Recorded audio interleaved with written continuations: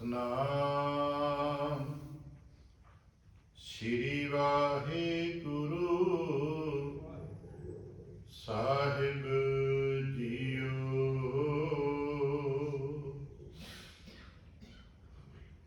ਵਡਹੰਸ ਕੀ ਵਾਰ ਮਹਲਾ ਚੌਥਾ। ਲਲਾ ਬਹਿਲੀਮਾ ਕੀ ਧੁਨ ਗਾਵਣੀ, ਇਕ ਓੰਕਾਰ ਸਤ ਗੁਰ ਪ੍ਰਸਾਦ। ਸ਼ਲੋਕ ਮਹਲਾ ਤੀਜਾ। ਸ਼ਬਦ ਰਤੇ ਵਡਹੰਸ ਹੈ, ਸਚ ਨਾਮ ਉਰ ਧਾਰ। ਸਚ ਸੰਗ੍ਰਹਿ ਸਦ ਸਚ ਰਹੈ, ਸਚੈ ਨਾਮ ਪਿਆਰ। ਸ਼ਬਦ ਰਤੇ ਵਡਹੰਸ ਹੈ, ਸਚ ਨਾਮ ਉਰ ਧਾਰ।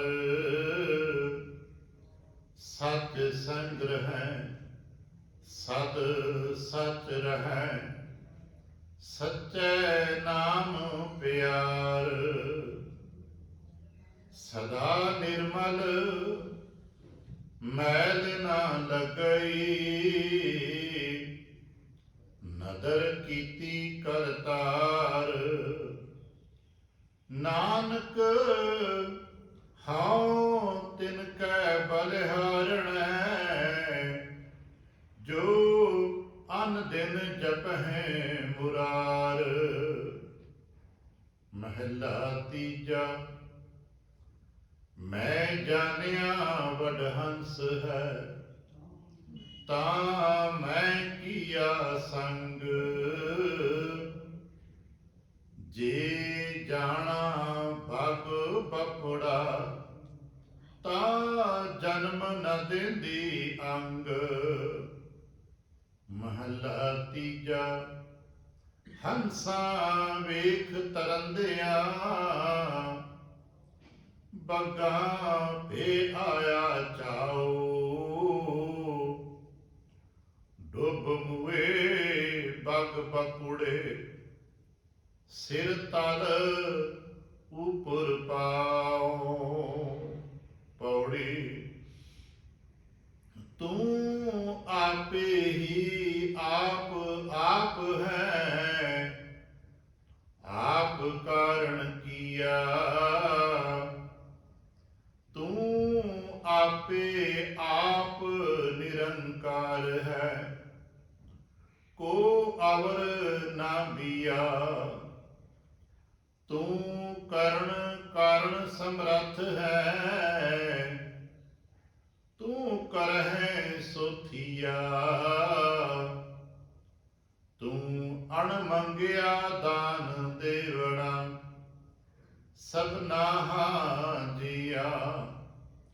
ਸਭ ਆਖਹੁ ਸਤਿਗੁਰ ਵਾਹ ਵਾਹ, ਜਿਨ ਦਾਨ ਹਰਿ ਨਾਮ ਮੁਖ ਦੀਆ। ਸਭ ਆਖਹੁ ਸਤਿਗੁਰ ਵਾਹ ਵਾਹ, ਜਿਨ ਦਾਨ ਹਰਿ ਨਾਮ ਮੁਖ ਦੀਆ। ਵਾਹਿਗੁਰੂ ਜੀ ਕਾ ਖਾਲਸਾ, ਵਾਹਿਗੁਰੂ ਜੀ ਕੀ ਫਤਿਹ। ਸਤਿਗੁਰੂ ਪਾਤਸ਼ਾਹ ਸਾਹਿਬ ਜੀ ਦੇ ਪਾਵਨ ਦਰਬਾਰ ਦੀਆਂ ਹਾਜ਼ਰੀਆਂ ਭਰਦਿਆਂ, ਗੁਰੂ ਪਾਤਸ਼ਾਹ ਸਾਹਿਬ ਜੀ ਦੇ ਆਪਣੇ ਹੀ ਨਿਜ ਪਾਵਨ ਸਰੂਪ ਸ਼ਬਦ ਨਾਲ ਚਿੱਤ ਲਾ ਕੇ, ਜਦ ਆਪ ਸਾਵਧਾਨ ਤੇ ਇਕਾਗਰ ਚਿੱਤ ਹੋਏ, ਜੁੜ ਮਿਲ ਬੈਠੇ ਹੋ, ਪਾਤਸ਼ਾਹ ਗੁਰਦੇਵ ਜੀ ਦੀਆਂ ਬੇਅੰਤ ਮਹਿਰਮਤਾਂ ਤੇ ਵਡਿਆਈਆਂ ਜੋ ਸਤ ਸੰਗਤ ਵਿੱਚ ਸਦਾ ਵਰਤਦੀ ਆਈ। ਆਪ ਉਹਨਾਂ ਦੇ ਸਾਂਝੀ ਤੇ ਧਾਰਨੀ ਹੋਇਓ। ਕਿਰਪਾਲਤਾ ਕਰਨਾ, ਆਪਣੇ ਨਿਰਮਲ ਹਿਰਦੇ ਤੋਂ ਅਰਦਾਸ ਕਰਨਾ, ਜੋ ਗੁਰੂ ਪਾਤਸ਼ਾਹ ਸਾਹਿਬ ਦੀ ਰਹਿਮਤ ਕਰਨ। ਪਾਵਨ ਸ਼ਬਦ ਦੀ ਵਿਚਾਰ, ਬੋਲਣ ਦਾ ਤਾਣ ਅਤੇ ਵਿਚਾਰ ਦਾ ਪ੍ਰਵਾਹ ਬਖਸ਼। ਇੱਕ ਵਾਰ ਆਸੀਸ ਦਿੰਦਿਆਂ ਅੰਮ੍ਰਿਤ ਦ੍ਰਿਸ਼ਟੀ ਪਾ ਕੇ ਜਪਣਾ ਜੀ ਸਤਨਾਮ ਸ਼੍ਰੀ ਵਾਹਿਗੁਰੂ। ਗਰੀਬ ਨਿਵਾਸ ਘਟ ਘਟ ਕੇ ਵਾਸੀ, ਸ਼੍ਰੀ ਅਕਾਲ ਪੁਰਖ ਵਾਹਿਗੁਰੂ ਜੀ ਦਾ ਕੋਟਾਨ ਕੋਟ ਸ਼ੁਕਰਾਨਾ, ਜੋ ਸੱਚੇ ਪਾਤਸ਼ਾਹ ਸਾਹਿਬ ਜੀ ਨੇ ਕਿਰਪਾ ਕੀਤੀ ਹੈ। ਸੰਪੂਰਨ ਰਹਿਣ ਆਪਣੇ ਪਿਆਰ ਤੇ ਭਾਣੇ ਵਿੱਚ ਬਤੀਤ ਕਰਾਈ ਹੈ। ਇਸ ਵਕਤ ਆਪਣੇ ਹੀ ਪਾਵਨ ਦਰਬਾਰ ਦੀ ਹਾਜ਼ਰੀ ਭਰਨ ਦਾ ਸੁਭਾਗਾ ਸਮਾਂ ਬਖਸ਼ਿਸ਼ ਕੀਤਾ। ਹਰ ਰੋਜ਼ ਦੀ ਤਰ੍ਹਾਂ ਅੱਜ ਵੀ ਅੰਮ੍ਰਿਤ ਵੇਲੇ ਸੱਚੇ ਸਾਹਿਬ ਦੀ ਬਖਸ਼ਿਸ਼ਾਂ ਦਾ ਦਰ ਖੁੱਲੇ, ਸਾਡੇ ਵਾਸਤੇ ਉਪਦੇਸ਼ ਪ੍ਰਾਪਤ ਹੋਏ। ਆਗੈ ਸੁਖ ਮੇਰੇ ਮੀਤਾ, ਪਾਤਸ਼ਾਹ ਆਨੰਦ ਪ੍ਰਗਟ ਕੀਤਾ। ਔਰ ਇਹ ਬਹੁਤ ਹੀ ਵੱਡਾ ਰਹੱਸਵਾਦੀ ਨੁਕਤਾ ਹੈ। ਅੱਗੇ ਵੀ ਸੁੱਖ ਹੈ ਤੇ ਪਿੱਛੇ ਵੀ ਸੁੱਖ ਹੈ। ਜੇ ਸਾਥੋਂ ਕੋਈ ਪੁੱਛੇ ਕਿ ਤੇਰੇ ਅੱਗੇ ਤੇ ਪਿੱਛੇ ਸੁੱਖ ਹੈ, ਤੇ ਕਹਾਂਗੇ ਨਹੀਂ, ਅੱਗੇ ਆਉਣ ਵਾਲੇ ਸਮੇਂ ਦਾ ਮੈਨੂੰ ਪਤਾ ਨਹੀਂ, ਤੇ ਭਾਈ ਪਿੱਛੇ ਤੇ ਬੜੇ ਦੁੱਖ ਝੱਲੇ, ਬੜੇ ਪਰੇਸ਼ਾਨੀਆਂ ਚੋਂ ਨਿਕਲ ਕੇ ਆਏ। ਲਗਭਗ ਸਾਡਾ ਬਹੁਤੇ ਜੀਆਂ ਦਾ ਇਹੋ ਜਿਹਾ ਹੀ ਜਵਾਬ ਹੋਵੇਗਾ ਕਿ ਭਾਈ ਬੜੀ ਪਰੇਸ਼ਾਨੀਆਂ ਝੱਲੀਆਂ, ਬੜੀਆਂ ਮਿਹਨਤਾਂ ਕੀਤੀਆਂ, ਤਾਂ ਕਿਤੇ ਜਾ ਕੇ ਅੱਜ ਦਾ ਦਿਨ ਦੇਖਣ ਨੂੰ ਮਿਲਿਆ। ਭਗਤ ਕਹੇਗਾ ਨਹੀਂ, ਜੋ ਕੁਝ ਹੋਇਆ ਉਹਦੇ ਚੋਂ ਸੁੱਖ ਨਿਕਲਿਆ। ਜੋ ਕੁਝ ਪਿਛਲਾ ਸਮਾਂ ਬਤੀਤ ਹੋਇਆ ਉਹਦੇ ਸਦਕੇ ਅੱਜ ਦਾ ਦਿਨ ਬਣਿਆ, ਤੇ ਅੱਜ ਤੇ ਸੁੱਖ ਹੈ ਨਾ। ਇਸ ਨੂੰ ਅਸੀਂ ਫਿਲਾਸਫੀ ਚ ਪੜ੍ਹਦੇ ਹੁੰਦੇ ਹਾਂ, ਜਿਹੜਾ ਜੀ ਆਪਣੇ ਬੀਤ ਚੁੱਕੇ ਦੇ ਸਮੇਂ ਦਾ ਆਨੰਦ ਮਨਾਉਂਦਾ ਹੈ, ਉਹਦਾ ਭਵਿੱਖ ਸੁਖਵਾਨ ਹੋ ਜਾਂਦਾ ਹੈ। ਵਰਤਮਾਨ ਆਨੰਦ ਵਿੱਚ ਹੋਵੇ ਤੇ ਹੋਵੇ ਆਨੰਦ ਇਹ ਬੀਤ ਚੁੱਕੇ ਦੀ ਤਹਿ ਤੇ, ਬੀਤੇ ਦਾ ਕੋਈ ਉਡਾਮਾ ਨਾ ਦੇਵੇ। ਅਸੀਂ ਸਧਾਰਨ ਜੀ ਆਪਣੇ ਬੀਤ ਚੁੱਕੇ ਸਮੇਂ ਦੇ ਉਡਾਮੇ ਦਿੰਦੇ ਹਾਂ। ਬਸ ਭਗਤਾਂ ਤੇ ਸੰਸਾਰੀਆਂ ਦਾ ਇਹੀ ਫਰਕ ਹੈ। ਤਾਈਂ ਤੇ ਮਹਾਰਾਜ ਕਹਿੰਦੇ ਇਹਨਾਂ ਦਾ ਜੋੜ ਨਹੀਂ ਟੁੱਟਦਾ। ਭਗਤ ਕਹਿੰਦੇ ਨੇ ਜੋ ਤੂੰ ਚੰਗਾ ਕੀਤਾ, ਚੰਗਾ ਹੀ ਕੀਤਾ, ਸਾਨੂੰ ਚੰਗਾ ਹੀ ਮੰਨਣਾ ਹੈ।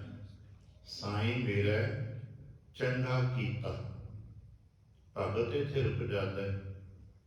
ਤੇ ਇਸੇ ਕਰਕੇ ਭਗਤ ਜ਼ਿੰਦਗੀ 'ਚ ਕਦੇ ਦੁਖੀ ਨਹੀਂ ਹੁੰਦਾ, ਕਿਉਂਕਿ ਉਹ ਜਾਣਦਾ ਹੈ ਪਰਮੇਸ਼ਰ ਬਣਤ ਬਣਾਈ। ਇਹ ਸਾਰੀ ਬਣਤਰ ਪਰਮੇਸ਼ਰ ਜੀ ਦੀ ਬਣੀ ਹੈ, ਤੇ ਨਤੀਜਨ ਫਿਰ ਭਗਤ ਕਦੇ ਡੋਲਦਾ ਨਹੀਂ ਹੈ। ਅਸੀਂ ਇਹੀ ਅਰਦਾਸ ਕਰਦੇ ਹੁੰਦੇ, ਸੱਚੇ ਪਾਤਸ਼ਾਹ ਕਿਰਪਾ ਕਰੋ ਡੋਲਣ ਤੇ ਰੱਖੋ ਪ੍ਰਭੂ। ਇਹ ਸੱਚੇ ਪਾਤਸ਼ਾਹ ਸਾਨੂੰ ਡੋਲਣ ਤੋਂ ਬਚਾ ਲੈਣਾ। ਦੁਨੀਆ ਦੇ ਬਹੁਤ ਸਾਰੇ ਕਾਰਨ ਬਣਦੇ ਨੇ, ਪਰਿਵਾਰ ਦੇ, ਸਮਾਜ ਦੇ ਐਸੇ ਕਈ ਵਾਕਿਆ ਬਣ ਜਾਂਦੇ ਨੇ ਜਿੱਥੇ ਜਾ ਕੇ ਸਾਡਾ ਮਨ ਡੋਲਣ ਲੱਗ ਪੈਂਦਾ ਹੈ। ਮਨ ਵਿੱਚ ਰੁਚਿਤਾਪਨ ਆ ਜਾਂਦਾ ਹੈ, ਕਮਜ਼ੋਰ ਜੋ ਹੋਇਆ ਡੋਲ ਜਾਂਦਾ ਹੈ। ਮਹਾਰਾਜ ਕਿਰਪਾ ਕਰੋ ਮਨ ਡੋਲੇ ਨਾ, ਮਨ ਟਿਕਿਆ ਰਹੇ। ਤੇ ਮਨ ਟਿਕਿਆ ਰਹੇ ਦੇ ਵਾਸਤੇ ਬਲ ਚਾਹੀਦਾ ਹੈ।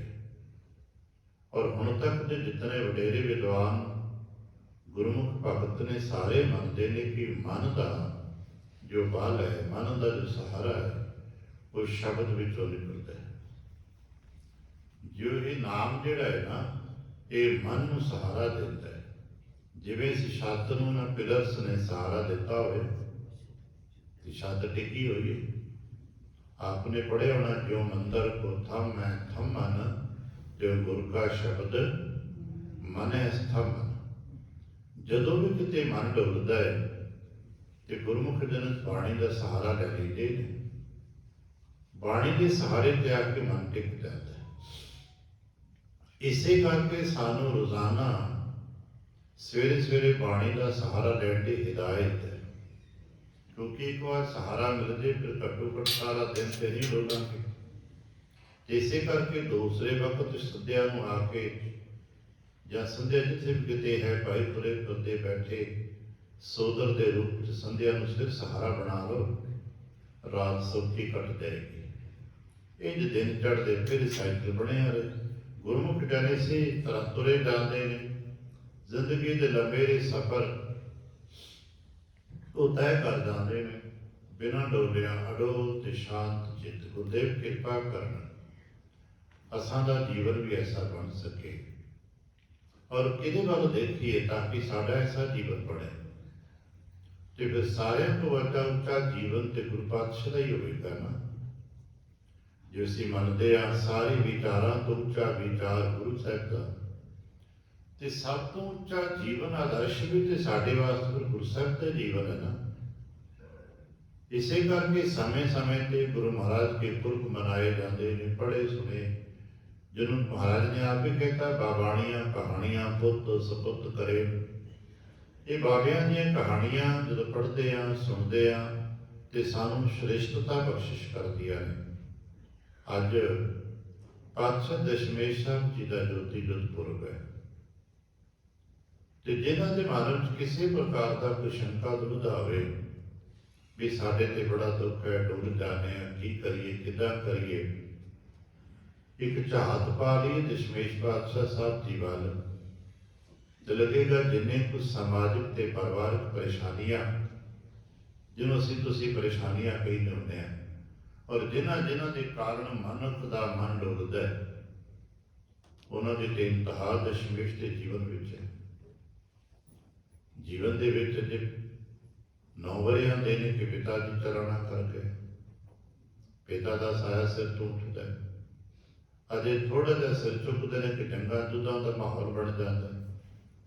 ਭਗਾਣੀ ਦੀ ਜੰਗ ਤੋਂ ਸ਼ੁਰੂਆਤ ਹੋ ਜਾਂਦੀ ਹੈ ਔਰ ਸਾਰਾ ਸਮਾਂ ਫਿਰ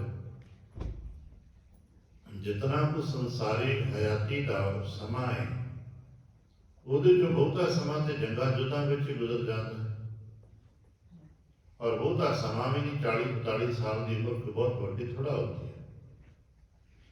ਇਹਨੇ ਸਮੇਂ ਦੇ ਵਿੱਚ ਇਹਨੇ ਜੰਗ ਯੁੱਧ ਕਰਨੇ, ਆਪਣਾ ਆਨੰਦਪੁਰ ਵਰਗਾ ਘਰ ਛੱਡਣਾ ਪਵੇ, ਚਮਕੌਰ ਸਾਹਿਬ ਦੇ ਸਾਕੇ ਮਾਛੀਵਾੜਾ, ਸ਼ਾਇਦ ਸਾਡੇ ਵਰਗਾ ਸਧਾਰਨ ਮਨੁੱਖ ਹੁੰਦਾ ਤੇ ਕਦੋਂ ਦਾ ਟੁੱਟ ਗਿਆ ਹੋਊਗਾ, ਇਹ ਮੰਨ ਲਈ ਹੁੰਦੀ। ਪਰ ਸਾਨੂੰ ਮਹਾਰਾਜ ਨੇ ਦੱਸਣਾ ਸੀ ਨਾ, ਇਸ ਕਰਕੇ ਆਪਣੇ ਤਨ ਤੇ ਆਪਣੇ ਜੁੱਸੇ ਤੇ ਆਪਣੇ ਪਰਿਵਾਰ ਤੇ ਹੰਡਾਇਆ ਨਾ ਭਾਈ। ਕਿੰਨਾ ਵੱਡਾ ਦੁੱਖ ਹੈ, ਆਪਣੇ ਆਦਰਸ਼ਾਂ ਤੋਂ ਕਦੇ ਨਹੀਂ ਡੋਲਣਾ ਚਾਹੀਦਾ। ਕੁਛ ਵੀ ਹੁੰਦਾ ਹੈ ਸੰਸਾਰ ਤੋਂ ਵੀ ਜਾਂਦਾ ਹੈ ਤੇ ਕੁਦਰਤ ਦੇ ਕੁਝ ਹਵਾ ਦੇ ਬੁੱਲਿਆਂ ਵਾਂਗ ਕੁਝ ਚੀਜ਼ਾਂ ਨੂੰ ਅਸੀਂ ਰੋਕ ਨਹੀਂ ਸਕਦੇ, ਪਰ ਕਮ ਸੇ ਕਮ ਅਸੀਂ ਚੁਣ ਸਕਦੇ ਹਾਂ ਕਿ ਮੈਂ ਕਮਜ਼ੋਰੀ ਵਾਲੇ ਪਾਸੇ ਟੁੱਟ ਜਾਣਾ ਹੈ, ਜੋ ਅਸੀਂ ਕਦੇ ਕਦੇ ਈਨ ਮੰਨਣੀ ਹੈ ਜਾਂ ਨਹੀਂ ਮੰਨਣੀ। ਹੁਣ ਇਹ ਅਸੀਂ ਆਪਣੇ ਹਿਰਦੇ ਧਾਰਨ ਕਰਨਾ ਹੈ। ਅੱਜ ਦੇ ਦਿਨ ਪਾਤਸ਼ਾਹ ਦਸ਼ਮੇਸ਼ ਨੇ ਆਪਣਾ ਸਰੀਰਕ ਜਾਮਾ ਸ਼੍ਰੀ ਹਜ਼ੂਰ ਸਾਹਿਬ ਕੇ ਸਦਾ ਵਾਸਤੇ ਸਾਡੇ ਤੋਂ ਓਹਲੇ ਕਰ ਲਏ, ਪਰ ਇੱਕ ਵਿਸ਼ਵਾਸ ਰੱਖੋ ਗੁਰਦੇਵ ਕਿਤੇ ਗਏ ਨਹੀਂ। ਇੱਕ ਗਾਥਾ ਹੈ ਉਹ ਸਾਨੂੰ ਸਮਝਾਉਣ ਵਾਸਤੇ ਹੈ। ਜਦੋਂ ਮਹਾਰਾਜ ਜੀ ਨੇ ਆਪਣਾ ਸਰੀਰਕ ਜਾਮਾ ਓਹਲੇ ਕਰ ਲਿਆ, ਜੋ ਸਿੱਕੇ ਨੇ ਚੂੜਾ ਤਿਆਗ ਦਿੱਤਾ, ਸੰਸਕਾਰ ਹੋ ਗਿਆ, ਅਗਲੇ ਦਿਨ ਤੱਕ ਸਿੱਖ ਬੈਰਾਗਮਾਨ ਹੋਏ ਬੈਠੇ ਨੇ। ਹੁਣ ਸਿੱਖਾਂ ਵਾਸਤੇ ਗੁਰੂ ਪਾਤਸ਼ਾਹ ਦਾ ਵਿਛੋੜਾ ਸਹਿਜ ਜਾਂ ਕਹਿ ਕੀ ਕਾਰਨ ਉਦਾਸ ਬੈਠੇ ਨੇ। ਹੁਕਮ ਵੀ ਹੈ ਕਿ ਸਾਗੇ ਵੀ ਨਹੀਂ ਜਾਣਾ, ਹੁਕਮ ਹੈ ਕੁਝ ਕਰਨਾ ਨਹੀਂ, ਪਰ ਉਦਾਸ ਬੈਠੇ ਨੇ। ਕਹਿੰਦੇ ਨੇ 2 ਸਾਧੂ ਆ ਗਏ, ਹਜ਼ੂਰ ਸਾਹਿਬ ਬੈਠੇ, ਉਹਨਾਂ ਪੁੱਛਿਆ ਕੀ ਗੱਲ ਹੈ ਇੰਨੇ ਉਦਾਸ, ਅੱਜ ਇੱਥੇ ਰੌਣਕ ਨਹੀਂ ਹੈ, ਅੱਜ ਤੁਹਾਡੇ ਚਿਹਰਿਆਂ ਤੇ ਖਿੜਾ ਨਹੀਂ ਹੈ। ਅੱਗੇ ਤੇ ਹੁੰਦੇ ਸੀ ਤੁਸੀਂ ਬੜੇ ਖਿੜੇ ਮਿਲਦੇ ਸੀ ਸਾਰੇ, ਔਰ ਇਸ ਵੇਲੇ ਅੰਮ੍ਰਿਤ ਵੇਲੇ ਤੇ ਤੇਰੇ ਚਹਿਲ ਪਹਿਲ ਹੁੰਦੀ ਸੀ, ਅੱਜ ਕੀ ਗੱਲ ਹੋ ਗਈ? ਚੁੱਪਚਾਪ ਇਜ਼ਾਨ ਤੁਹਾਡੀ ਗਮਗੀਨ ਕਿਉਂ ਹੈ? ਪਹਿਲਾਂ ਤੇ ਚੁੱਪ ਕਰ ਰਹੇ, ਜਦੋਂ ਦੋ ਵਾਰ ਪੁੱਛਿਆ ਤੇ ਕਹਿਣ ਲੱਗੇ ਕੀ ਕਰੀਏ, ਗਮਗੀਨ ਨਾ ਹੋਏ ਤੇ ਕੀ ਕਰੀਏ? ਮਹਾਰਾਜ ਸਾਨੂੰ ਵਿਛੋੜਾ ਦੇ ਗਏ ਨੇ। ਕਹਿ ਲੱਗੇ ਤੁਹਾਨੂੰ ਤੈਨੂੰ ਕਿਹਾ ਵਿਛੋੜਾ ਦੇ ਕੇ? ਕਹਿ ਲੱਗੇ ਮਹਾਰਾਜ ਸਮਾ ਗਏ ਨੇ। ਉਹਨੇ ਫਿਰ ਪੁੱਛਿਆ ਕਿੱਥੇ ਸਮਾ ਗਏ ਨੇ? ਕਹਿਣ ਲੱਗੇ ਜੀ ਸਦਾ ਵਾਸਤੇ ਮਹਾਰਾਜ ਸਮਾ ਗਏ ਨੇ। ਆ ਦੇਖੋ ਸਾਹਮਣੇ ਚੇਤਾ ਤੇ ਆ ਹੋਈ ਪਈ ਵੜ ਗਈ ਹੈ, ਹੋ ਗਿਆ ਸਭ ਕੁਛ। ਉਹ ਕਹਿਣ ਲੱਗਾ ਬਲੇ ਮੈਂ ਸਾਨੂੰ ਤਾਂ ਬਾਹਰ ਦਰਸ਼ਨ ਹੋਏ, ਅਸੀਂ ਤਾਂ ਬਾਹਰ ਮਿਲ ਕੇ ਆਏ ਤੇ ਮਹਾਰਾਜ ਨੇ ਕਿਹਾ ਵੀ ਉਦਾਸ ਗਮਗੀਨ ਨਾ ਹੋ, ਅਸੀਂ ਤਾਂ ਸਹਿਤੀ ਹਾਂ। ਇਹ ਸਾਡੇ ਵਾਸਤੇ ਤਾਰੀਖੀ ਹਵਾਲਿਆਂ ਵਾਲੇ ਇਸ ਨੂੰ ਨਹੀਂ ਪਕੜਨਗੇ। ਤਾਰੀਖ ਵਿੱਚ ਐਸਾ ਨਹੀਂ ਪਕੜਿਆ ਜਾਏਗਾ, ਨੁਕਤਾ ਚੀਨੀਆਂ ਦੇ ਨਾਲ ਵੀ ਐਸਾ ਨਹੀਂ ਦੇਖਿਆ ਜਾਏਗਾ। ਪਰ ਸਾਨੂੰ ਇਹ ਦੱਸਣ ਵਾਸਤੇ ਹੈ ਕਿ ਜੇ ਚਿੰਤਾ ਨਾ ਕਰੋ, ਗੁਰੂ ਸਦਾ ਅੰਗ ਸੰਗ ਨੇ। ਬੇਸ਼ੱਕ ਸਾਨੂੰ ਦਿਸਦੇ ਨਹੀਂ, ਅਸੀਂ ਪੜ੍ਹਦੇ ਹਾਂ, ਆਪਨੇ ਤੇ ਪਾਠ ਕੀਤਾ ਹੋਣਾ, ਦੁਕਾਲਨ ਪਰਨਾਸੀ ਦਇਆਲਨ ਸਰੂਪੇ ਸਦਾ ਅੰਗ ਸੰਗੇ ਅਭੰਗਨ ਵਿਭੂਤੇ। ਦਿਹਾੜੀ ਵਿੱਚ ਇੱਕ ਵਾਰ ਤੇ ਜ਼ਰੂਰ ਕਰ ਲਿਆ ਕਰੋ ਜਦੋਂ ਵਕਤ ਲੱਗੇ। ਉਹ ਸਦਾ ਅੰਗ ਸੰਗ ਨੇ। ਇਹ ਵਿਸ਼ਵਾਸ ਸਾਡੇ ਹਿਰਦੇ 'ਚ ਅੱਜ ਵੀ ਹੋਣਾ ਚਾਹੀਦਾ ਹੈ ਕਿ ਗੁਰੂ ਸਦਾ ਅੰਗ ਸੰਗ ਨੇ, ਕਿਉਂਕਿ ਗੁਰੂ ਪਾਤਸ਼ਾਹ ਨੇ ਨਾ ਕਿਤੇ ਜਾਣਾ ਤੇ ਨਾ ਕਿਤੇ ਆਉਣਾ। ਉਹ ਹਜ਼ੂਰ ਨੇ, ਹਾਜ਼ਰ ਨਾਜ਼ਰ ਨੇ, ਜ਼ਾਹਰਾ ਜ਼ਹੂਰ ਹੈ ਕਿ ਹਾਜ਼ਰਾ ਹਜ਼ੂਰ ਹੈ। ਬਸ ਅਸਾਂ ਉੱਥੇ ਆਪਣਾ ਧਿਆਨ ਟਿਕਾ ਕੇ ਰੱਖਣਾ ਤੇ ਉਸ ਧਿਆਨ ਵਿੱਚ ਟਿਕਿਆ ਹੋਇਆ ਅਸਾਂ ਉਹਨਾਂ ਪਿਆਰਿਆਂ ਦੀ ਤਲਾਸ਼ ਕਰਦੇ ਰਹਿਣਾ ਜਿਨ੍ਹਾਂ ਪਿਆਰਿਆਂ ਨੇ ਗੁਰੂ ਸਾਹਿਬ ਜੀ ਦੇ ਨਾਮ ਨੂੰ ਆਪਣੇ ਹਿਰਦੇ 'ਚ ਵਸਾ ਲਿਆ।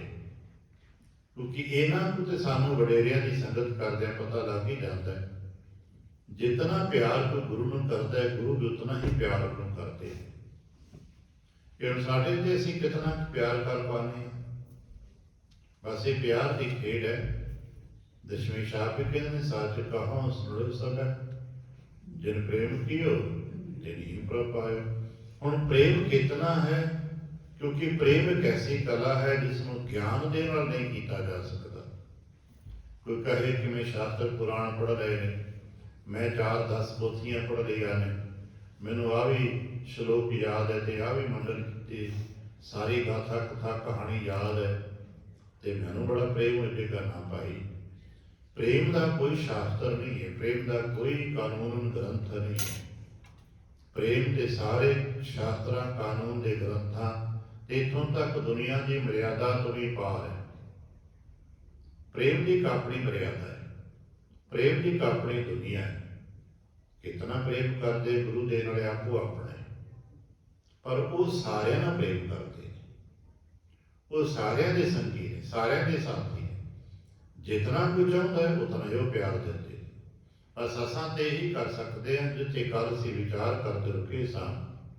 ਹਾਉ ਨਾਨਕ ਪਾਤਸ਼ਾਹ ਸਤਿਗੁਰੂ ਜੀ ਤੀਸਰੇ ਪਾਤਸ਼ਾਹ ਦੇ ਰੂਪ ਚ ਆਪ ਮਹਾਰਾਜ ਕਹਿੰਦੇ, ਨਾਨਕ ਹਾਉ ਤਿਨ ਕੇ ਬਲਿਹਾਰਣੈ ਜੋ ਅਨੰਦਨ ਜਪਹਿ ਮੁਰਾਰ। ਆਪਣਾ ਨਾਮ ਲੈ ਕੇ ਭਾਈ ਅਸੀਂ ਤਾਂ ਉਹਨਾਂ ਤੋਂ ਬਲਿਹਾਰ ਜਾਣੇ ਆ ਜਿਹੜੇ ਹਰ ਵੇਲੇ ਵਾਹਿਗੁਰੂ ਵਾਹਿਗੁਰੂ ਜਪਦੇ ਨੇ। ਹੁਕਮ ਹੈ ਨਾ ਉਠਤ ਬੈਠਤ ਸੋਵਤ ਧਿਆਈਐ। ਇਹ ਮਹਾਰਾਜ ਦਾ ਸਾਡੇ ਲਈ ਹੁਕਮ ਹੈ ਕਿ ਹਰ ਵੇਲੇ ਆਨੰਦ ਦਾ ਮਤਲਬ ਹੀ ਤੇ ਇਹੀ ਹੈ ਨਾ। ਅੱਜ ਵੀ ਕਦੇ ਕਦੇ ਪਿਆਰ ਭਰਿਆ ਬਚਨ ਅਸੀਂ ਮਹਾਰਾਜ ਦਾ ਪੜ੍ਹਦੇ ਹਾਂ। ਜੇ ਕੋਈ ਪੁੱਛ ਲੈ ਮਹਾਰਾਜ ਕਦੋਂ ਤੱਕ ਕਿਤਨਾ ਚਿਰ ਜਪਣਾ ਚਾਹੀਦਾ ਹੈ ਤੇ ਪਿਆਰਾ ਜਿਹਾ ਬਚਨ ਆਪਾਂ ਪੜ੍ਹਦੇ, ਕਰ ਬੰਦੇ ਤੂੰ ਬੰਦਗੀ ਜਿੱਚਰ ਘਟ ਮੈਂ ਸਾਹ। ਉਹ ਭਾਈ ਜਦੋਂ ਤੱਕ ਤੇਰੇ ਸਾਹ ਚੱਲਦੇ ਨੇ ਉਦੋਂ ਤੱਕ ਜਪੀ ਜਾ, ਪੜ੍ਹ ਰੁਕਦਾ ਹੈ। ਅੱਜ ਤੱਕ ਸਾਨੂੰ ਕਦੇ ਕਿਸੇ ਰੋਕਿਆ ਤੇ ਨਹੀਂ ਨਾ। ਠੀਕ ਹੈ, ਹੋਰਨਾਂ ਥਾਵਾਂ ਤੇ ਕੁਝ ਹੋਰ ਕਾਰਨਾਂ ਕਰਕੇ ਸਾਨੂੰ ਗੱਲਬਾਤ ਕਰਨ ਤੋਂ ਰੋਕ ਦਿੰਦਾ ਹੋਏਗਾ, ਪਰ ਅਸੀਂ ਆਪਣੇ ਜਿੰਨਾ ਇੰਨੀ ਕੁ ਮਧੁਰ ਧੁਨ ਵਿੱਚ ਕਿ ਸਾਨੂੰ ਪਤਾ ਹੋਵੇ ਕਿ ਅਸੀਂ ਜਪ ਕਰਦੇ ਹਾਂ, ਕੌਣ ਰੋਕਦਾ ਹੈ? ਅੱਜ ਤੱਕ ਦਾ ਕੋਈ ਸ਼ਾਸਤਰ ਕਾਨੂੰਨ ਹੀ ਨਹੀਂ ਰੋਕ ਸਕੇ। ਬਸ ਇਹਨਾਂ ਨੂੰ ਸਾਨੂੰ ਪਤਾ ਹੋਵੇ, ਧੁਨ ਆਵਾਜ਼ ਪ੍ਰਗਟ ਹੋਵੇ ਨਾ ਹੋਵੇ, ਹਾਂ ਇਕੱਲੇ ਜਾ ਰਹੇ ਹਾਂ ਤਾਂ ਉੱਚੀ ਉੱਚੀ ਗਾ ਸਕਦੇ ਹਾਂ। ਉਹੀ ਸੂਤਰ ਹੈ, ਮਾਰਗ ਤਲ ਹਰੇ ਹਰ ਗਾਈਏ।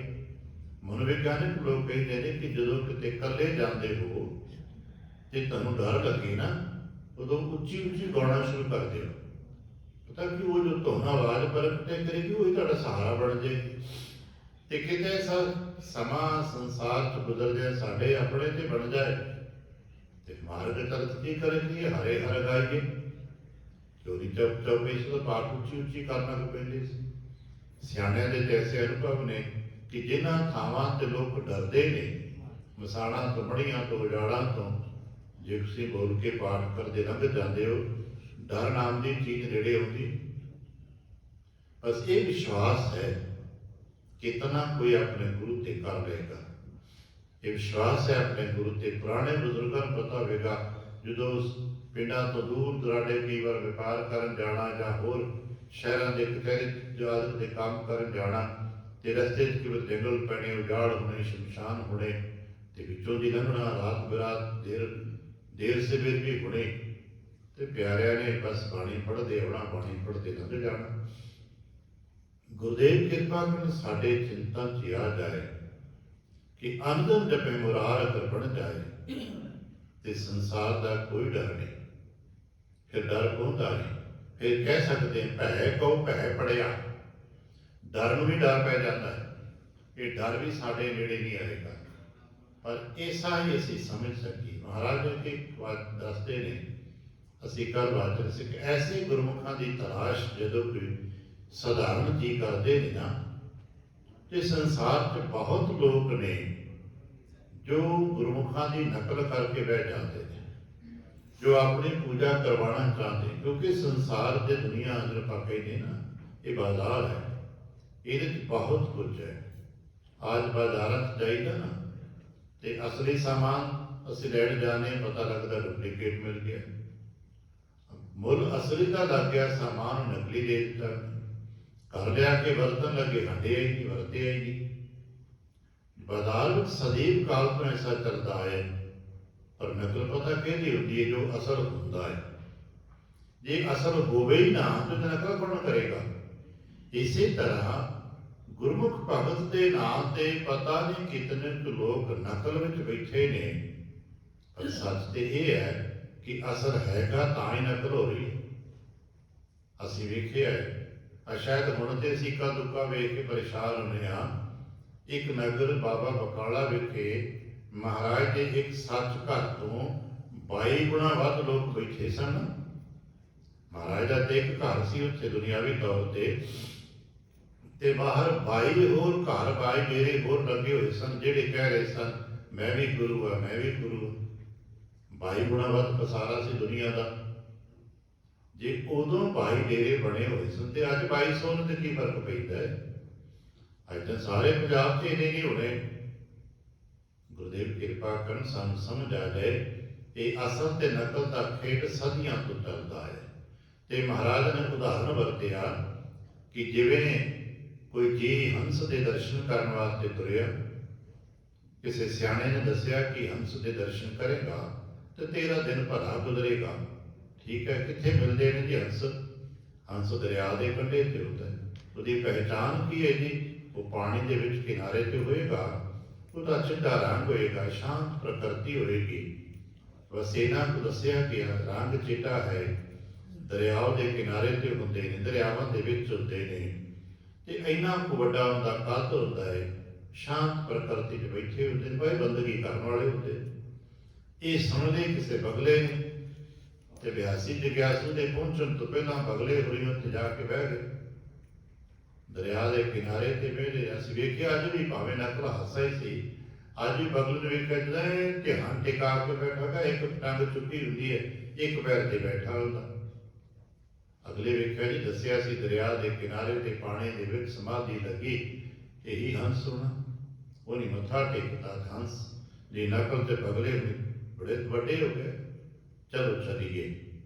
ਹੰਕਾਰ ਵਿੱਚ ਕਈ ਵਾਰ ਮਨੁੱਖ ਭੁੱਲ ਹੀ ਜਾਂਦਾ ਆਪਣੀ ਅਸਲੀਅਤ ਨੂੰ ਵੀ। ਇਹੀ ਤੁਦੀ ਮੌਤ ਦਾ ਕਾਰਨ ਹੈ, ਹੰਕਾਰਿਆ ਸੋ ਮਾਰਿਆ। ਹੰਕਾਰ ਜੋ ਚੜ੍ਹਦਾ ਤੇ ਮੱਤ ਅਤੇ ਬੁੱਧ ਭ੍ਰਸ਼ਟ ਹੋ ਜਾਂਦੀ, ਮਿਟ ਜਾਂਦੀ ਹੈ। ਇਹ ਮਨ ਬੈਠਾ ਕਿ ਮੈਂ ਹੰਸੀ, ਮੈਂ ਤਾਰੇ ਜਾਣਾ।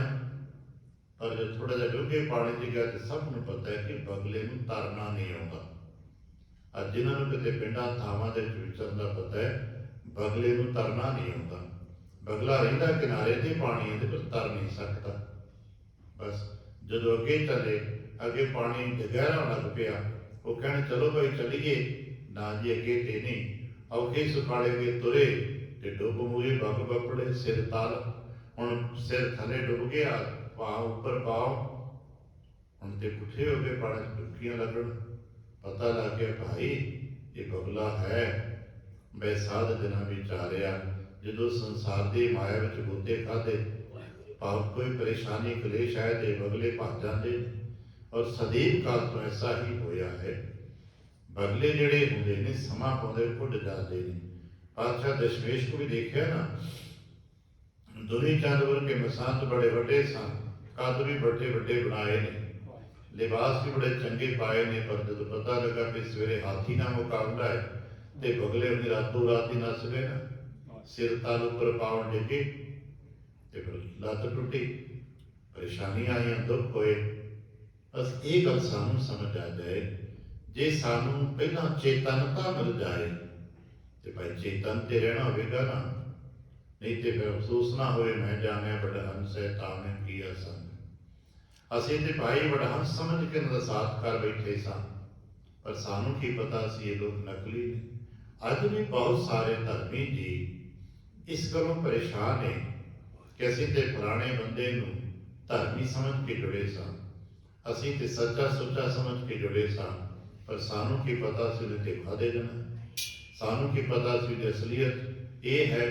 ਤੇ ਜਦੋਂ ਕਿਤੇ ਅਸਲੀਅਤ ਪ੍ਰਗਟ ਹੁੰਦੀ ਹੈ ਤੇ ਆਮ ਸ਼ਰਧਾਲੂ ਜੀ ਵਿਚਾਰੇ ਬਹੁਤ ਤੰਗ ਹੁੰਦੇ ਨੇ, ਕਿਉਂਕਿ ਉਹਨਾਂ ਦੇ ਕਈ ਸਾਲ ਉਸ ਧੋਖੇ ਦੇ ਵਿੱਚ ਗੁਜ਼ਰ ਜਾਂਦੇ ਨੇ। ਉਹ ਵਿਚਾਰੇ ਧੋਖੇ ਵਿੱਚ ਹੀ ਰਹਿ ਮਾਰੇ ਜਾਂਦੇ ਨੇ, ਪਰੇਸ਼ਾਨ ਹੁੰਦੇ ਨੇ। ਔਰ ਇਹ ਸਦੀਆਂ ਤੋਂ ਚੱਲਦਾ ਹੈ, ਸਦੀਆਂ ਤੱਕ ਸ਼ਾਇਦ ਰਹਿਣ, ਕਿਉਂਕਿ ਅਸਲ ਤੇ ਨਕਲ ਦਾ ਖੇਡ, ਸੰਤ ਤੇ ਅਸੰਤ ਦਾ ਖੇਡ ਸਦਾ ਤੋਂ ਰਹਿਣਾ। ਮਹਾਰਾਜ ਜੀ ਨੇ ਹੋਰ ਸੁਣੋਗੇ, ਇਹ ਜੋ ਨਕਲੀ ਬੰਦੇ ਹੁੰਦੇ ਨਾ, ਇਹ ਕਈ ਵਾਰ ਆਪਣੇ ਆਪ ਨੂੰ ਭੁੱਲ ਜਾਂਦੇ ਕਿਸੇ ਨਕਲ ਕਰਦੇ ਪਏ ਆ।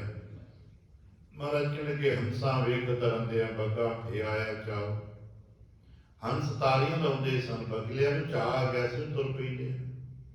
ਪਰ ਜਦੋਂ ਅੱਗੇ ਗਏ ਤੇ ਡੁੱਬ ਮੂਏ ਬੱਗ ਪਪੜੇ ਸਿਰ ਤਲ ਉੱਪਰ ਪਾਓ, ਇਹ ਤਰ ਨਹੀਂ ਸਕਦੇ। ਇਸੇ ਤਰ੍ਹਾਂ ਜਿਹੜੇ ਗੁਰਮੁਖਾਂ ਦੀ ਨਕਲ ਕਰਦੇ ਨੇ, ਕਿਨਾਰਿਆਂ ਤੇ ਬੈਠੇ ਤੇ ਨਕਲਾਂ ਬਣਾ ਲੈਂਦੇ ਨੇ, ਪਰ ਜਦੋਂ ਗਹਿਰਾਈਆਂ ਪੈਂਦੀਆਂ ਨੇ ਉਦੋਂ ਇਹਨਾਂ ਦੇ ਵਿਸਾਤ ਮੁੱਕ ਜਾਂਦੀ ਹੈ। ਆਲੇ ਦੁਆਲੇ ਬੈਠੇ ਤੇ ਚੰਗੀ ਚੰਗੀ ਗੱਲਾਂ ਕਰ ਲੈਂਦੇ ਨੇ, ਪਰ ਜਦੋਂ ਕਿਤੇ ਦੁੱਖ ਸੁੱਖ ਦਾ ਸਮਾਂ ਆਉਂਦਾ ਹੈ ਉਦੋਂ ਸਭ ਛੱਡ ਕੇ ਭੱਜ ਜਾਂਦੇ, ਕਿਉਂਕਿ ਉਹ ਹੀ ਟਿਕਦਾ ਹੈ ਜਿਹੜਾ ਗੁਰੂ ਦਾ ਟਿਕ ਸਿੱਖ ਹੁੰਦਾ ਹੈ, ਜਿਹਨੂੰ ਗੁਰੂ ਮਹਾਰਾਜ ਸੇ ਜੋ ਨਰ ਦੁੱਖ ਮੈਂ ਦੁੱਖ ਨਹੀਂ ਮਾਨੈ, ਸੁਖ ਸਨੇ ਔਰ ਭੈ ਨਹੀਂ ਜਾ ਕੇ ਕੰਚਨ ਮਾਟੀ। ਫਿਰ ਅਸੀਂ ਕੀ ਕਰੀਏ? ਸਾਡੇ ਹੱਥ ਪਾਦੇ ਕੀ ਹੈ? ਅਸੀਂ ਤੇ ਇਹਨਾਂ ਹੀ ਉਲਝਣਾਂ ਫਸੇ ਹੋਏ ਹਾਂ ਕਿ ਸਾਡੇ ਆਲੇ ਦੁਆਲੇ ਸਾਨੂੰ ਐਸੇ ਵਡਹੰਸ ਦੀ ਤਲਾਸ਼ ਰਹਿਣੀ ਚਾਹੀਦੀ ਹੈ, ਪਰ ਮਿਲਦੇ ਨਹੀਂ। ਵਡਹੰਸ ਦੇ ਨਾਂ ਤੇ ਬਗਲੇ ਤੁਰੇ ਫਿਰਦੇ। ਸ਼ਾਇਦ ਇਸੇ ਕਰਕੇ ਲੋਕ ਪਰੇਸ਼ਾਨ ਨੇ ਤੇ ਹੌਲੀ ਹੌਲੀ ਹਾਲਾਤ ਤੇ ਬਣ ਗਏ ਨੇ ਕਿ ਲੋਕ ਸੰਤਾਂ ਦਾ ਨਾਂ ਲੈ ਕੇ ਰਾਜੀ ਨੇ। ਅੱਜ ਕਿਤੇ ਕਿਤੇ ਸੰਤ ਦੀ ਗੱਲ ਕਰ ਲਈ ਤੇ ਕਹਿੰਦਾ ਨਾ ਸਭ ਪਾਖੰਡ ਹੈ।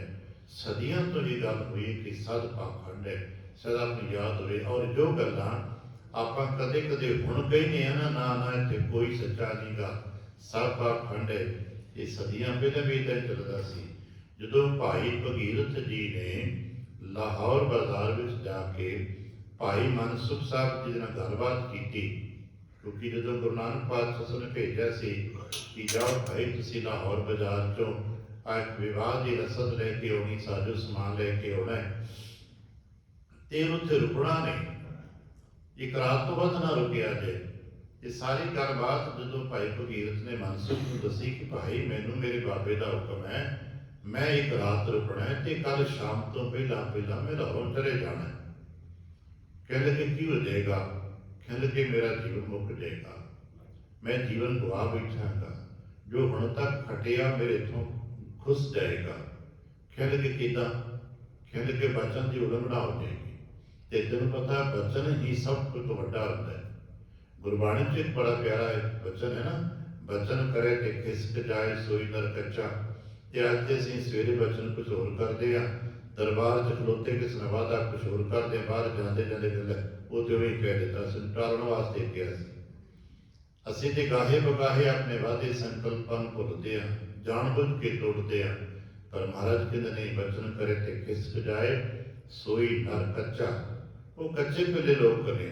ਕਹਿੰਦਾ ਗਾ ਨਹੀਂ, ਮੇਰੇ ਮਹਾਰਾਜ ਦਾ, ਮੇਰੇ ਬਾਬੇ ਜੀ ਦਾ ਬਚਨ ਹੈ ਕਿ ਭਾਈ ਬਸ ਇੱਕ ਰਾਤ ਰਹਿਣਾ, ਇੱਕ ਰਾਤ ਤੋਂ ਬਿਨਾਂ ਨਹੀਂ। ਮਨਸੁਖ ਕਹਿਣ ਲੱਗਾ ਐਸੇ ਬਾਬੇ ਕਈ ਆਏ ਤੇ ਕਈ ਦੇ ਛੱਡ ਖੜਾ ਇਹਨਾਂ ਦਾ। ਭਗੀਰਥ ਕਹਿਣ ਲੱਗੇ ਨਹੀਂ ਭਲਿਆ, ਜੋ ਤੂੰ ਕਹਿ ਰਿਹਾ ਹੈ ਐਸਾ ਨਹੀਂ ਹੈ।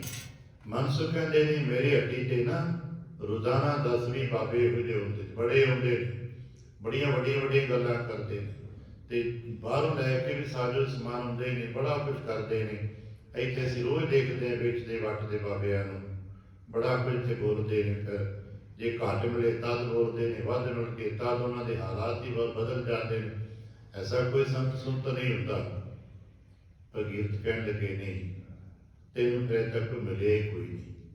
ਜਿਹੜੇ ਤੈਨੂੰ ਮਿਲੇ ਉਹ ਅਸੰਤ ਸੀ, ਤੈਨੂੰ ਅਜੇ ਤੱਕ ਨਕਲ ਦੇ ਵਿਵਾਹ ਪਿਆ ਹੈ। ਆ ਮੇਰੇ ਨਾਲ ਚੱਲ, ਜੇ ਹੋ ਸਕੇ ਤੇ ਬਸ ਮੇਰੇ ਨਾਲ ਇੱਕ ਵਾਰ ਚੱਲ, ਸ਼ਰਧਾ ਤੇ ਪ੍ਰੇਮ ਨਾਲ ਚੱਲ।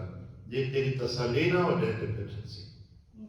ਅੱਜ ਸੁਣਿਆ ਕਿ ਫਿਰ ਭਾਈ ਬਗੀਰ ਸਾਹਿਬ ਦੇ ਨਾਲ ਮਨਸੁਖ ਜੀ ਆਏ ਤੇ ਮਨਸੁਖ ਨੇ ਰਾਜ ਸੰਕਲਪ ਲੈ ਲਿਆ ਵੀ ਇਹਨੂੰ ਤੇ ਮੇਰੇ ਨਾਂ ਦਾ ਪਤਾ ਹੈ, ਪਰ ਮੈਂ ਸੰਕਲਪ ਇਹ ਲੈਣਾ ਕਿ ਉਹ ਬਾਬਾ ਜੀ ਦਾ ਨਾਂ ਲੈਂਦੇ ਨੇ, ਨਾਨਕ ਜੀ ਕਰਦੇ ਨੇ। ਜੇ ਮੇਰਾ ਨਾਂ ਲੈ ਕੇ ਮਨਸੁਖ ਕਹਿ ਕੇ ਮੈਨੂੰ ਬੁਲਾਉਣ ਤੇ ਫਿਰ ਤੇ ਗੱਲ ਹੈ, ਫਿਰ ਤੇ ਸਮਝੀਏ ਕਿ ਜਾਣਦੇ। ਜਾ ਬੈਠੇ, ਮੱਥਾ ਟੇਕਿਆ, ਸਤਿਗੁਰ ਹੱਸ ਕੇ ਕਹਿਣ ਲੱਗੇ ਭਾਈ ਬਗੀਰ ਸਾਹਿਬ ਆਪਣੇ ਨਾਲ ਨੂੰ ਲੈ ਕੇ ਆਇਓ। ਮਨ ਤੇ ਸੁਖ ਨਾਮ ਹੈ, ਪਰ ਮਨ ਦਾ ਸੁਖ ਹੈ ਨਹੀਂ। ਨਾਮ ਤੇ ਮਨ ਸੁਖ ਹੈ, ਪਰ ਮਨ ਵਿੱਚ ਸੁਖ ਨਹੀਂ ਹੈ। ਲੈ ਆਇਓ, ਤੁਹਾਡੀ ਸੰਗਤ ਨਾਲ ਸ਼ਾਇਦ ਇਹਨੂੰ ਮਨ ਸੁਖ ਮਿਲ ਜਾਏ। ਹੈਰਾਨ ਹੋ ਗਿਆ ਕਿ ਮੇਰੇ ਮਨ ਦੇ ਨਾਮ ਹੀ ਨਹੀਂ, ਮੇਰੇ ਮਨ ਦੀ ਹਾਲਾਤ ਵੀ ਜਾਣਦੇ ਕਿ ਤਨ ਸੁਖ ਤੇ ਬੜਾ ਹੈ, ਘਰ ਪਰਿਵਾਰ ਭਰਿਆ ਪਿਆ ਧਨ ਧਨਤਾ ਦੇ ਨਾਲ, ਪਰ ਮਨ ਵਿੱਚ ਸੁਖ ਨਹੀਂ ਹੈ। ਢਹਿ ਕੇ ਪੈੜੀ ਪੈ ਕੇ ਬਾਬਾ ਮੈਂ ਹੀ ਮਨ ਸੁਖ ਹਾਂ, ਮੇਰੇ ਮਨ ਵਿੱਚ ਸੁਖ ਨਹੀਂ ਹੈ। ਸ਼ਾਇਦ ਪਤਾ ਇਹੀ ਪਹਿਲਾ ਵਿਅਕਤੀ ਹੋਇਆ ਭਾਈ ਮਨਸੁਖ ਸਾਹਿਬ ਜਿਨ੍ਹਾਂ ਨੇ ਸਭ ਤੋਂ ਪਹਿਲਾਂ ਗੁਰਬਾਣੀ ਦੀ ਪੋਥੀ ਨੂੰ ਲਿਖਿਆ। ਗੁਰਬਾਣੀ ਸਭ ਤੋਂ ਪਹਿਲਾਂ ਲਿਖ ਕੇ ਆਪਣੇ ਕੋਲ ਰੱਖੀ। ਸਭ ਤੋਂ ਪਹਿਲਾਂ ਇਹੀ ਗੁਰਸਿੱਖ ਹੋਏ ਨੇ ਜਿਹੜੇ ਵਿਦੇਸ਼ਾਂ ਦੀ ਯਾਤਰਾਵਾਂ ਤੇ ਗਏ। ਸਭ ਤੋਂ ਪਹਿਲੇ ਇਹੀ ਗੁਰਸਿੱਖ ਹੋਏ ਨੇ ਜਿਨ੍ਹਾਂ ਦੇ ਨਾਲ ਗੁਰੂ ਨਾਨਕ ਪਾਤਸ਼ਾਹ ਸਾਹਿਬ ਜੀ ਨੇ ਸਾਡੀ ਆਹ ਮਰਿਆਦਾ ਦੇ ਬਚਨ ਕੀਤਾ, ਭਾਈ ਅੰਮ੍ਰਿਤ ਵੇਲੇ ਉੱਠ ਕੇ ਬਾਣੀ ਪੜ੍ਹਿਆ ਕਰੋ। ਬਾਣੀ ਪੜ੍ਹ ਕੇ ਫਿਰ ਜਦੋਂ ਲੋਹ ਲੱਗ ਜਾਏ ਉਦੋਂ ਦੇਗ ਤਿਆਰ ਕਰਕੇ ਵਰਤਾ ਕੇ ਫਿਰ ਛਕ ਕੇ ਫਿਰ ਆਪਣੇ ਕਾਰ ਵਿਹਾਰਾਂ ਤੇ ਜਾਣਾ। ਇਹ ਸਾਰੀਆਂ ਗੱਲਾਂ ਦਾਤਾਂ ਮਨਸੁਖ ਨੂੰ ਮਿਲੀਆਂ ਤੇ ਉਹਨਾਂ ਦੇ ਸਦਕੇ ਸਾਨੂੰ ਮਿਲੀਆਂ। ਪਰ ਸੰਸਾਰ ਵਿੱਚ ਐਸੇ ਤੇ ਬਹੁਤ ਨੇ ਨਾ ਜਿਹੜੇ ਨਕਲਾਂ ਦੇ ਕਰਕੇ ਆਪਣੇ ਪਿਆਰਿਆਂ ਦਾ ਵੀ ਮਨ ਤੋੜ ਦਿੰਦੇ ਨੇ। ਫਿਰ ਅਸੀਂ ਕੀ ਕਰੀਏ? ਸਾਡੇ ਕੋਲ ਹੋਰ ਤੇ ਕੋਈ ਜੁਗਤ ਨਹੀਂ। ਅਸੀਂ ਅਰਦਾਸ ਕਰ ਸਕਦੇ ਹਾਂ ਜਿਹਦੀ ਜੁਗਤ ਸਾਨੂੰ ਚੌਥੇ ਪਾਤਸ਼ਾਹ ਧੰਨ ਗੁਰੂ ਰਾਮਦਾਸ ਮਹਾਰਾਜ ਦੇ ਬਚਨਾਂ ਚ ਲੱਭਦੀ ਹੈ। ਅੱਜ ਉਹ ਪੌੜੀ ਦੇ ਵਿੱਚ ਦਰਜ ਹੈ। ਅਸੀਂ ਜਿੱਥੇ ਵੀ ਕਿਤੇ ਬੈਠੇ ਹਾਂ, ਵਿਚਰਦੇ ਹਾਂ, ਹੰਡਦੇ ਹਾਂ, ਇੱਕ ਅਰਦਾਸ ਕਰ ਸਕਦੇ ਹਾਂ। ਕਰਿਆ ਕਰੀਏ, ਤੂੰ ਆਪੇ ਹੀ ਆਪ ਹੈ। ਇਹ ਸੱਚੇ ਪਾਤਸ਼ਾਹ ਮੇਰੀ ਸਮਝ ਮਤ ਬੁੱਧ ਮੇਰੀ ਮਦਦ ਥੋੜੀ ਰਾਮ ਪੜ੍ਹਦੇ ਨਾ ਕਦੇ ਕਦੇ, ਤੂੰ ਸਮਰੱਥ ਵੱਡਾ ਮੇਰੀ ਮਦਦ ਥੋੜੀ ਰਾਮ। ਇਹ ਸੱਚੇ ਪਾਤਸ਼ਾਹ ਤੁਹਾਡੀ ਤੇ ਸਮਰੱਥਾ ਬਹੁਤ ਵੱਡੀ ਹੈ, ਪਰ ਮੇਰੀ ਮਤ ਬੁੱਧ ਬਹੁਤ ਛੋਟੀ ਹੈ ਤੇ ਮੈਂ ਇਸ ਛੋਟੀ ਜਿਹੀ ਮਤ ਦੇ ਸਦਕੇ ਆਪ ਇਤਨੇ ਵੱਡੇ ਸਮਰੱਥਵਾਨ ਨੂੰ ਕਿਵੇਂ ਜਾਣ ਸਕਦਾ। ਬਸ ਬੇਨਤੀ ਕਰਦਾ, ਤੂੰ ਆਪੇ ਹੀ ਆਪ ਹੈ, ਆਪ ਕਾਰਨ ਕੀਆ। ਆ ਸੰਸਾਰ ਜੋ ਕੁਝ ਹੋ ਰਿਹਾ ਹੈ ਸਾਰਾ ਕਾਰਨਾਂ ਦੇ ਕਰਕੇ ਹੁੰਦਾ ਹੈ। ਆ ਸੰਸਾਰ ਦੇ ਗਿਆਨੀ ਦੱਸਦੇ ਨਾ, ਇਸ ਕਾਰਨ ਇਹ ਹੋਇਆ, ਮੀਂਹ ਪੈ ਗਿਆ ਕਿਸ ਕਾਰਨ ਹੋਇਆ, ਧੁੱਪ ਲੱਗਦੀ ਕੀ ਕਾਰਨ ਹੈ। ਇਹ ਦੁਨੀਆ ਦੇ ਹਰ ਵਸਤੂ ਦਾ, ਹਰ ਕਾਰਜ ਦਾ ਕੋਈ ਨਾ ਕੋਈ ਕਾਰਨ ਦੱਸਿਆ ਜਾਂਦਾ ਹੈ। ਪਰ ਗੁਰਮੁਖ ਭਗਤ ਜਾਣਦੇ ਨੇ ਕਿ ਕਾਰਨਾਂ ਦੇ ਕਰਕੇ ਕਾਰਜ ਹੁੰਦੇ ਨੇ, ਪਰ ਚੇਤਾ ਰੱਖਣਾ ਪ੍ਰਭੂ ਜੀ ਕਾਰਨ ਬਣਾਉਂਦੇ ਨੇ। ਕਾਰਜ ਤੇ ਆਪੇ ਹੋਈ ਜਾਂਦੇ ਨੇ, ਪ੍ਰਭੂ ਜੀ ਤੇ ਕਾਰਨ ਪੈਦਾ ਕਰ ਦਿੰਦੇ ਨੇ, ਕਿਉਂਕਿ ਤੂੰ ਕਾਰਨ ਸਮਰੱਥ ਹੈ ਕਰਦੇ। ਇਹ ਸੱਚੇ ਪਾਤਸ਼ਾਹ ਜੀ ਤੁਸੀਂ ਤਾਂ ਕਾਰਨ ਪੈਦਾ ਕਰ ਦਿੰਦੇ ਹੋ। ਅਸੀਂ ਕਹਾਂਗੇ ਆਪਣੇ ਆਸਾ ਕੀ ਵਾਸਦਾ ਭੋਗ ਪਏ, ਜਿਸਾ ਸੁਣਿਆ ਨਾ, ਹਰਨਾਕਸ਼ ਦਾ ਵੱਧ ਕੀਤਾ, ਹਰਨਾਕਸ਼ ਨੂੰ ਮਾਰ ਮੁਕਾਇਆ। ਕਾਰਨ ਕੀ ਸੀ ਜੀ? ਭਗਤ ਪ੍ਰਹਲਾਦ ਦੀ ਰਾਖੀ ਕਰਨਾ। ਤੇ ਭਾਈ ਕਾਰਨ ਪੈਦਾ ਕਿਉਂ ਕੀਤਾ? ਹਰਨਾਕਸ਼ ਦੀ ਮੌਤ ਦਾ ਕਾਰਨ ਪ੍ਰਹਲਾਦ ਹੈ। ਤੇ ਜੇਕਰ ਨਾ ਪ੍ਰਹਲਾਦ ਦੇ ਬਚਣ ਦਾ, ਪ੍ਰਹਲਾਦ ਦੇ ਪੈਦਾ ਹੋਣ ਦਾ ਕਾਰਨ ਹਰਨਾਕਸ਼ ਹੈ। ਇਹ ਦੋਨੋਂ ਇੱਕ ਦੂਜੇ ਦੇ ਕਾਰਨ ਨੇ। ਜੇ ਉਹਨੂੰ ਸੰਸਾਰ ਤੋਂ ਵਿਦਾ ਕਰਨਾ ਹੈ ਹਰਨਾਕਸ਼ ਨੂੰ, ਤੇ ਉਹਦਾ ਕਾਰਨ ਉਹਦੇ ਘਰ ਪੁੱਤਰ ਪੈਦਾ ਕੀਤਾ ਜੋ ਭਗਤ ਹੈ। ਭਗਤ ਹੈ ਪ੍ਰਮਾਤਮਾ ਦਾ, ਤੇ ਪ੍ਰਮਾਤਮਾ ਦੇ ਭਗਤ ਦੀ ਰੱਖਿਆ ਕਰਨ ਵਾਸਤੇ ਪਿਤਾ ਦਾ ਮੁਕਾਮ ਮੁਕਾਏ। ਇਸ ਸੰਸਾਰ ਦੇ ਕਾਰਨਾਂ ਦੀ ਵਿਆਖਿਆ ਅਸੀਂ ਨਹੀਂ ਕਰ ਪਾਉਂਦੇ, ਅਸੀਂ ਕਾਰਜਾਂ ਦੀ ਵਿਆਖਿਆ ਕਰਦੇ ਹਾਂ। ਤੇ ਮਹਾਰਾਜ ਕਹਿੰਦੇ, ਇਹ ਸੱਚੇ ਪਾਤਸ਼ਾਹ ਅਕਾਲ ਪੁਰਖ ਜੀ, ਤੁਸੀਂ ਕਾਰਨ ਪੈਦਾ ਕਰਦੇ ਹੋ। ਜਿੱਥੋਂ ਸੰਸਾਰ ਦੇ ਕਾਰ ਵਿਹਾਰ ਚੱਲਦੇ ਨੇ, ਤੁਮ ਆਪੇ ਹੀ ਆਪ ਹੈ, ਆਪ ਕਾਰਨ ਕੀਆ। ਤੂੰ ਆਪੇ ਆਪ ਨਿਰੰਕਾਰ ਹੈ। हे ਸੱਚੇ ਪਾਤਸ਼ਾਹ, ਤੁਸੀਂ ਆਪ ਨਿਰੰਕਾਰ ਸਰੂਪ ਹੋ। ਸੰਸਾਰ ਦੇ ਵਿੱਚ ਆਕਾਰ ਲੈ ਕੇ ਵਰਤਦੇ ਹੋ। ਗਿਆਨ ਦਾ ਇੱਕ ਪਾਸਾ ਕਹਿੰਦਾ ਹੈ, ਆ ਜੋ ਕੁਝ ਵੀ ਦਿਸ ਰਿਹਾ ਹੈ, ਇਹ ਨਿਰੰਕਾਰ ਕਰਤਾ ਪੁਰਖ ਜੀ ਦਾ ਹੀ ਅੰਗ ਹੈ। ਅਸੀਂ ਪੜ੍ਹਦੇ ਵੀ ਆਪਣੇ ਪਾਠ ਕੀਰਤਨ, ਜੋ ਦਿਸਾ ਹੈ ਸੋ ਤੇਰਾ ਰੂਪ। ਆ ਜੋ ਕੁਝ ਵੀ ਦਿਸ ਰਿਹਾ ਹੈ, ਇਹ ਸਭ ਤੁਹਾਡਾ ਹੀ ਰੂਪ ਹੈ। ਦਾ ਮਤਲਬ ਤੁਹਾਡਾ ਅੰਗ ਹੈ। ਤੁਸੀਂ ਆਕਾਰ ਨਾਲ ਦਿਸਦੇ ਹੋ, ਪਰ ਸੱਚੇ ਪਾਤਸ਼ਾਹ ਤੁਸੀਂ ਕੇਵਲ ਆਕਾਰ ਹੀ ਨਹੀਂ, ਤੁਸੀਂ ਨਿਰੰਕਾਰ ਹੀ ਹੋ। ਤੁਸੀਂ ਇੱਕ ਸਮਾਏ ਹੋ, ਪਰ ਆਪ ਬੈਠਾ ਵੇਖੈ ਵਾਕਈ ਕਹਿੰਦਾ ਵੀ ਸਾਰੇ ਪਸਾਰੇ ਦੇ ਵਿੱਚ ਹੁੰਦਿਆਂ ਹੋਇਆਂ ਵੀ ਤੁਸੀਂ ਪਸਾਰੇ ਤੋਂ ਵੱਖਰੇ ਵੀ ਹੋ, ਤੇ ਪਸਾਰੇ ਦੇ ਵਿੱਚ ਸਮਾਏ ਵੀ ਹੋ। ਦੋਨੋਂ ਆਪੇ ਆਪ ਨਿਰੰਕਾਰ ਹੈ। ਉਹ ਅਵਰ ਨਾ ਬੀਆ, ਬੀਆ ਕਹਿੰਦੇ ਨੇ ਦੂਸਰੇ ਨੂੰ। ਇਹ ਸੱਚੇ ਪਾਤਸ਼ਾਹ, ਮੈਨੂੰ ਤੇ ਸਮਝ ਹੀ ਆਈ ਹੈ ਕਿ ਦੂਸਰਾ ਹੈ ਹੀ ਕੋਈ ਨਹੀਂ। ਆ ਜਿਤਨਾ ਪਸਾਰਾ ਹੈ ਵੀ ਤੁਹਾਡਾ, ਇਹ ਤੁਹਾਡੀ ਰਚਨਾ, ਇਹਦੇ ਵਿੱਚ ਵੀ ਤੁਸੀਂ ਹੋ ਤੇ ਇਹਦੇ ਬਾਹਰ ਵੀ ਤੁਸੀਂ ਹੋ। ਤੁਹਾਡੇ ਤੋਂ ਬਿਨਾਂ ਤੇ ਦੂਸਰਾ ਹੈ ਹੀ ਕੋਈ ਨਹੀਂ। ਜਿਵੇਂ ਅਸੀਂ ਨਿਤ ਸਾਖੀ ਪੜ੍ਹਦੇ ਸੁਣਦੇ ਹਾਂ, ਪਾਤਸ਼ਾਹ ਦਸ਼ਮੇਸ਼ ਜੀ ਨੇ ਕਨ੍ਹਈਆ ਜੀ ਨੂੰ ਪੁੱਛਿਆ ਕਿ ਕਨ੍ਹਈਆ ਜੀ, ਤੁਸੀਂ ਦੁਸ਼ਮਣ ਨੂੰ ਪਾਣੀ ਪਿਲਾਉਂਦੇ ਹੋ? ਤੇ ਅਸੀਂ ਜਵਾਬ ਸੁਣਿਆ ਨਾ ਵਡੇਰਿਆਂ ਤੋਂ। ਭਾਈ ਕਨ੍ਹਈਆ ਸਾਹਿਬ ਨੂੰ ਲੱਗੇ, ਨਹੀਂ ਮਹਾਰਾਜ, ਮੈਂ ਤਾਂ ਆਪ ਤੋਂ ਸਿਵਾ ਕਿਸੇ ਨੂੰ ਜਲ ਛਕਾਇਆ ਹੀ ਨਹੀਂ। ਮੈਂ ਤੇ ਅੱਜ ਤੱਕ ਸਿਰਫ ਆਪ ਨੂੰ ਹੀ ਪਾਣੀ ਪਿਲਾਇਆ। ਆਪ ਤੋਂ ਬਿਨਾਂ ਹੋਰ ਕੋਈ ਹੈ, ਇਹ ਮੈਨੂੰ ਸਮਝ ਹੀ ਨਹੀਂ ਹੁੰਦੀ। ਕਿਉਂਕਿ ਮੈਂ ਜਿੱਧਰ ਦੇਖਦਾ ਉਧਰ ਆਪ ਦਾ ਜ਼ਹੂਰ, ਆਪ ਦਾ ਨੂਰ, ਆਪ ਹੀ ਆਪ ਨਜ਼ਰ ਆਉਂਦੇ। ਬਸ ਫਰਕ ਇਤਨਾ ਹੈ ਸਾਡਾ ਕਿ ਸਾਡੀ ਦ੍ਰਿਸ਼ਟੀ 'ਚ ਉਹ ਦਿਵਯਤਾ ਨਹੀਂ ਹੈ ਜਿਹੜੀ ਭਾਈ ਕਨ੍ਹਈਆ ਜੀ ਕੋਲ ਸੀ। ਇਸੇ ਕਰਕੇ ਸਾਨੂੰ ਰੋਜ਼ ਕਿਹਾ ਜਾਂਦਾ ਹੈ, ਸਤਿਗੁਰੂ ਮਿਲਿਆ ਦਿਵ ਦ੍ਰਿਸ਼ਟੀ ਹੋਈ। ਸਤਿਗੁਰੂ ਜੀ ਨੂੰ ਮਿਲੋਗੇ ਤਦ ਜਾ ਕੇ ਦਿਵ ਦ੍ਰਿਸ਼ਟੀ ਬਣੇਗੀ। ਕਨ੍ਹਈਆ ਜੀ ਮਿਲ ਗਏ ਤੇ ਉਹਨਾਂ ਨੂੰ ਸਾਰੇ ਥਾਵਾਂ ਤੇ ਗੁਰੂ ਗੋਬਿੰਦ ਸਿੰਘ ਤੋਂ ਇਲਾਵਾ ਕੋਈ ਨਜ਼ਰ ਹੀ ਨਹੀਂ ਆਉਂਦਾ, ਕਿਉਂਕਿ ਅਸੀਂ ਉੱਥੇ ਪਹੁੰਚੇ ਨਹੀਂ। ਇਸ ਕਰਕੇ ਇੱਕ ਦੂਜੇ ਨੂੰ ਮੈਂ ਤੋਂ ਦੀ ਵਿਆਖਿਆ ਕਰੀ ਜਾਂਦੇ, ਚੰਗਾ ਤੇ ਮੰਦਾ ਕਹਿ ਰਹੇ ਹਾਂ।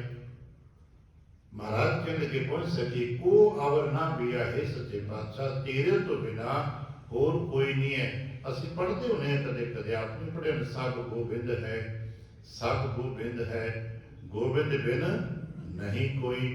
ਗੋਬਿੰਦ ਤੋਂ ਬਿਨਾਂ ਤਾਂ ਕੁਛ ਹੈ ਹੀ ਨਹੀਂ, ਪਰ ਸਾਨੂੰ ਗੋਬਿੰਦ ਤੋਂ ਬਿਨਾਂ ਹੀ ਸਭ ਕੁਝ ਦਿਸਦਾ ਹੈ।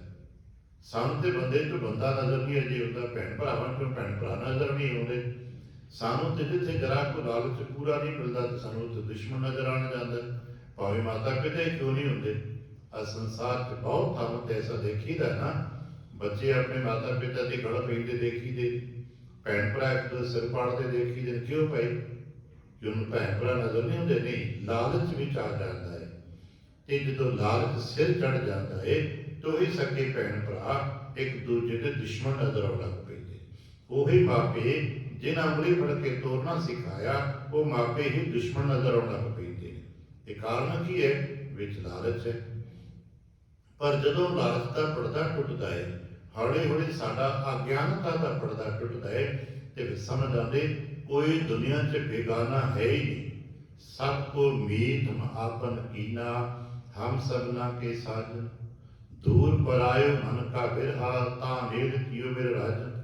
ਨਾ ਕੋ ਦੁਸ਼ਮਨ ਦੋਖੀਆ, ਨਾ ਹੀ ਕੋ ਮੰਦਾ। ਇਹ ਉਦੋਂ ਹੁੰਦਾ ਹੈ ਜਦੋਂ ਅੰਦਰੋਂ ਅਗਿਆਨਤਾ ਦਾ ਪਰਦਾ ਮਿਟ ਜਾਂਦਾ ਹੈ।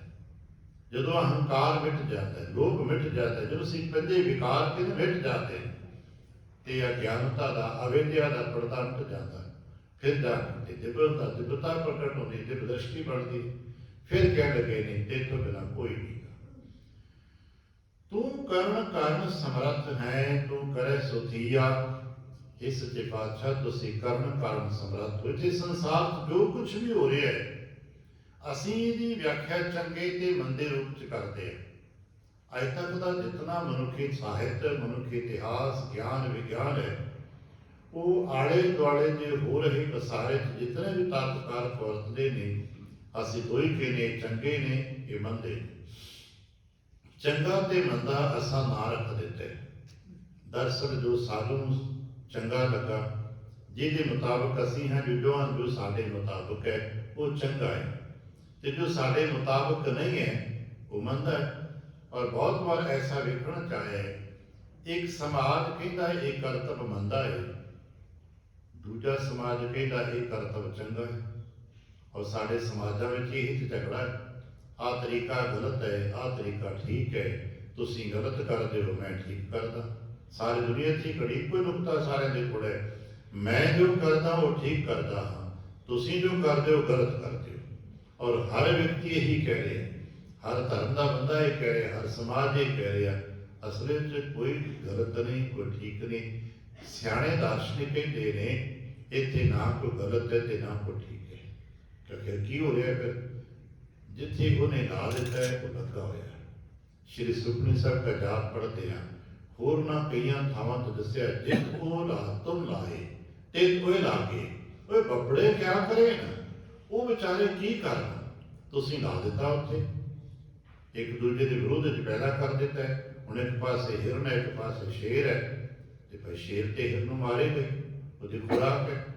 ਪਰ ਅਸੀਂ ਕਹਿੰਦੇ ਨਾ ਇਹ ਬੜਾ ਮਾੜਾ ਕੰਮ ਕਰਦਾ ਪਿਆ। ਅਸੀਂ ਫਿਲਾਸਫੀ 'ਚ ਨਾ ਚੰਗੇ ਤੇ ਮੰਦੇ ਕਰਮਾਂ ਦੀ ਵਿਆਖਿਆ ਇਹ ਤਾਂ ਪੜ੍ਹਦੇ ਤੇ ਕਰਦੇ ਰਹਿੰਦੇ ਹਾਂ, ਪਰ ਅਸਲੀਅਤ ਮਹਾਰਾਜ ਕੇ ਲੱਗੇ ਨਹੀਂ। ਸੱਚੇ ਪਾਤਸ਼ਾਹ ਤੁਹਾਡਾ ਖੇਲ ਹੈ, ਇਹ ਕਾਰਨ ਤੁਸੀਂ ਸੰਸਾਰ ਦੀ ਰਚਨਾ ਰਚਾਉਂਦੇ ਹੋ, ਜੋ ਤੁਹਾਨੂੰ ਚੰਗਾ ਲੱਗਦਾ ਆਪਣੀ ਰਚਨਾ ਵਿੱਚ ਤੁਸੀਂ ਆਪਣਾ ਖੇਲ ਬਣਾਇਆ। ਇਹ ਤੁਹਾਡਾ ਖੇਲ ਇਸੇ ਕਰਕੇ ਕਿਨੇ ਆਵ ਨ ਜਾਣ ਇਹ ਖੇਲ ਬਣਾਇਆ। ਤੂੰ ਕਰਨ ਕਰਨ ਸਮਰੱਥ ਹੈ, ਤੂੰ ਕਰ ਹੈ ਸੁਥੀਆ। ਜੋ ਤੁਸੀਂ ਕਰਦੇ ਹੋ ਉਹੀ ਹੁੰਦਾ ਹੈ। ਤੂੰ ਅਣਮੰਗਿਆ ਦਾਨ ਦੇਵਣਾ ਸਭਨਾਹਾ ਜੀਆ।